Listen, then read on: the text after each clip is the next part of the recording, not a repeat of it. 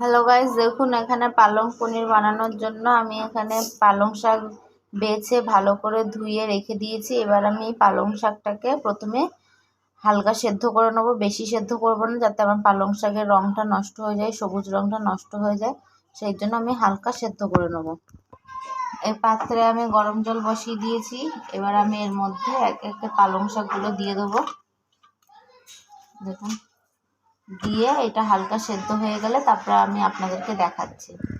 দেখুন গাইস, আমি এখানে পালং শাকটা ফুটে গেছে। দেখুন, আমি বেশি সেদ্ধ করিনি, যাতে আমার রংটা যাতে নষ্ট না হয়। আমার রংটা দেখুন সবুজই রয়েছে।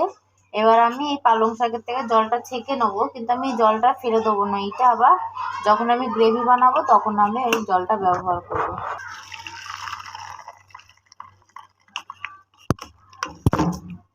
দেখুন, আমি নিয়ে নিয়েছি। দেখুন, আমি শাকটা একটা ঝুড়ির মধ্যে রেখে দিয়েছি। এবার এই শাকটা ঠান্ডা হয়ে গেলে তারপরে আমি মিক্সিতে পেস্ট করে নেবো। তা ঠান্ডা হোক, তারপরে আবার আপনাদের সাথে দেখা হচ্ছে। দেখুন গাইস, আমি পালং শাকটা ঠান্ডা করে আমি মিক্সিতে এই পালং শাকটা পেস্ট বানিয়ে নিয়েছি। এবার এদিকে আমি পালং পনিরটা বানানোর জন্য গ্যাসে কড়াই বসিয়ে দিই। দেখুন, আমি এখানে পালং পনির বানানোর জন্য আমি ঘরোয়া পদ্ধতিতে পনির বানিয়ে রেখেছি। আমি হালকা ভেজে নিয়েছি। আপনারা চাইলে এটা নাও ভাজতে পারেন, কাঁচাও দিতে পারেন। আমি এবার এখানে পালক পনির বানানোর জন্য গ্যাসে কড়াই বসিয়ে নিয়েছি। আমার কড়াইয়ের তেলটা গরম হয়ে গেছে। এবার প্রথমে আমি গোটা জিরে ফোড়ন দেবো। প্রথমে তেলের উপরে 1 চামচ ঘি দিয়ে দেবো।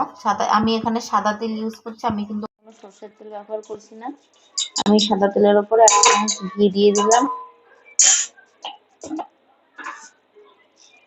এবার আমি গোটা জিরে দিয়ে দিচ্ছি।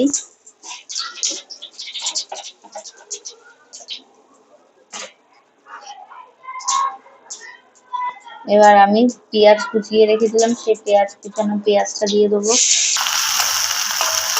আমি পেঁয়াজটা একটু হালকা ভাজা ভাজা করে নেবো।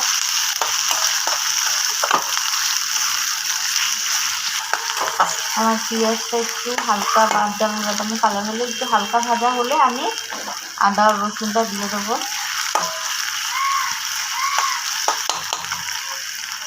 এবার আমি একটা হাফ টমেটো নিয়েছি, হাফ টমেটো আমি কুচিয়ে রেখেছিলাম, সেটা দিয়ে দিচ্ছি।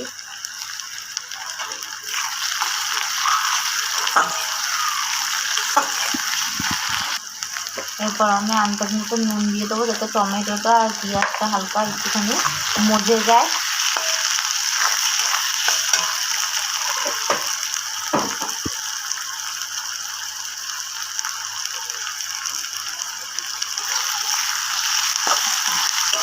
দেখুন, আমার পেঁয়াজটা কিন্তু হালকা ভাজা ভাজা হয়ে গেছে।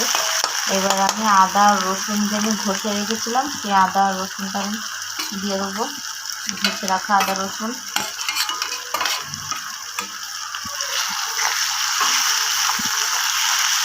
দিয়ে আমি এটা ভালো করে কষিয়ে নেবো, যাতে মশলার কাঁচা ভাব গন্ধটা চলে যায়। হলুদ দেবো না। আমি এখানে কোনো রকম কোনো হলুদ, লঙ্কার গুঁড়ো, কোনো মশলাই আমি এখানে ব্যবহার করব না। শুধু আমি আন্দাজ মতন একদম অল্প জিরের গুঁড়ো দিয়ে দিচ্ছি। এই পালক পনির তো কখনো ঝাল খায় না, এই জন্য আমি কোনো লঙ্কার গুঁড়ো ইউজ করছি না। আর হলুদের গুঁড়ো দিলে রঙটা নষ্ট হয়ে যাবে, সেজন্য আমি কোনো হলুদের গুঁড়ো দিচ্ছি না। আমি একটা কাঁচা লঙ্কা দিয়ে দিলাম। দেখুন, আমার মশলাটা প্রায় কষানো হয়ে এসছে। এইবার আমি ওই বেটে রাখা পালং শাকটা দিয়ে দেবো। দেখুন, আমার মশলাটা প্রায় ভাজা ভাজা হয়ে এসছে। এবার আমি ওই বেটে রাখা যে পালং শাকটা যে মিক্সিতে পেস্ট করে রেখেছিলাম, সেটা আমি দিয়ে দেবো। আমি এই পালং শাকটা বাটার সময় আমি 4টে কাঁচা লঙ্কা দিয়ে বেটেছিলাম, এই জন্য আমি সেরকম কোনো কাঁচা লঙ্কা দিলাম না, একটাই মাত্র কাঁচা লঙ্কা দিলাম। এবার আমি এটাকে ভালো মতন কষিয়ে নেব।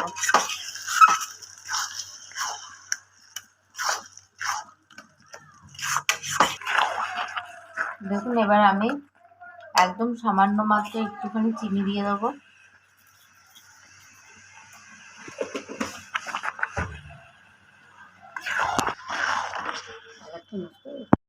দেখুন আমি এটা কষিয়ে নিয়েছি কিছুটা।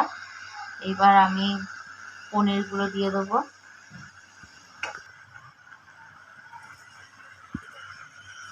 আমি পনিরগুলো দিয়ে দিলাম। যেহেতু আমি পনিরটা ঘরোয়া পদ্ধতিতে বানিয়েছি, ঘরে বানানো পনির, সেই জন্য পনিরটা একটু হালকা ভেঙে ভেঙে গেছে। আপনারা চাইলে ঘরেও বানিয়ে নিতে পারেন বা দোকান থেকেও কিনতে পারেন। এবার আমি পনিরটার সাথে একটু ভালোভাবে নাড়াচাড়া করে আমি লাস্টে ঘি দিয়ে আমি নামিয়ে নেব।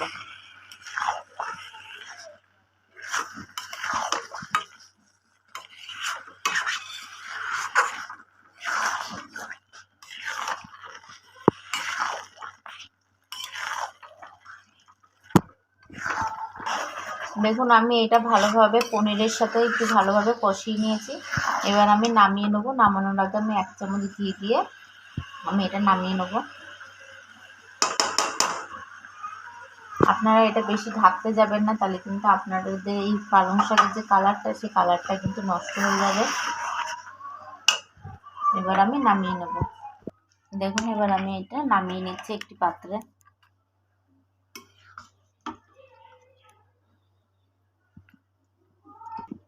দেখুন গাইজ আমি এই পালক পনির আমার রেসিপিটা রান্না হয়ে গেছে। আপনারা এইভাবে বাড়িতে খেয়ে দেখবেন। এটি কিন্তু ভাতের সাথে খেতে অত ভালো লাগবে না, লুচি বা পরোটার সাথে খেতে বেশি ভালো লাগবে। আপনারা প্রথম থেকে শেষ অবধি আমার ভিডিওটা পুরোপুরি দেখবেন, স্কিপ করবেন না। আর ভিডিওটি যদি ভালো লেগে থাকে তাহলে লাইক, কমেন্ট আর শেয়ার করে দেবেন। আর সাবস্ক্রাইব করতে ভুলবেন না কিন্তু।